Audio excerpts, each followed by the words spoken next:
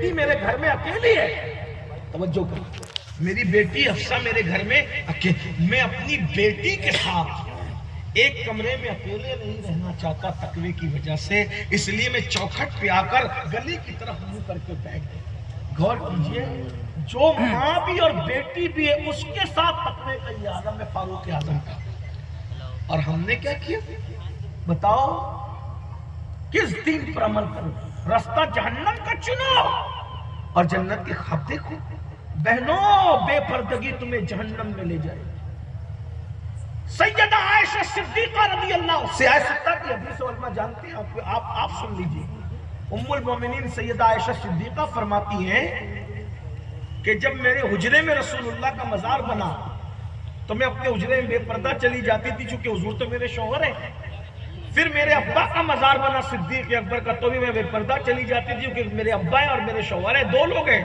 لیکن جب عمر کی شہادت ہوئی اور ان کی مزار بن گئی, اب میں اپنے حجرے میں بے پردہ نہیں جاتی تھی, کیونکہ ابا اور شوہر کے سامنے تو جا سکتی ہوں بے پردہ, لیکن یہ اجنبی ہے عمر.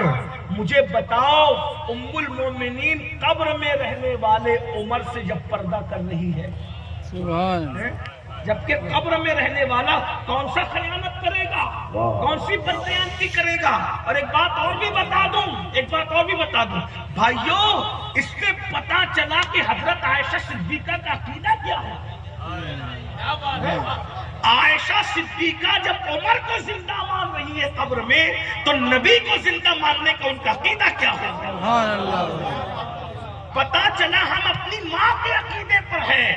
اب جو نبی کو مردہ کہتے ہیں وہ کس کے عقیدے پر ہے وہ بتائیں. جس کے نزدیک عمر کی حیات یہ ہے کہ ان کا عقیدہ ہے کہ عمر مجھے دیکھ لے, جب عمر دیکھ سکتے ہیں تو رسول اللہ کے دیکھنے کا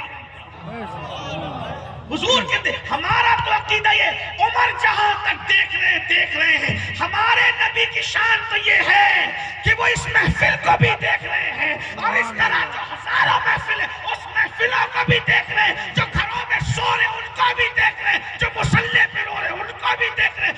نبی کی نگاہ سے کچھ اوجھل رہی ہے, جس کی نگاہ سے خدا کی ذات نہ چھپی اس کی نگاہ سے امتیوں کی ذات کیسے چھپی.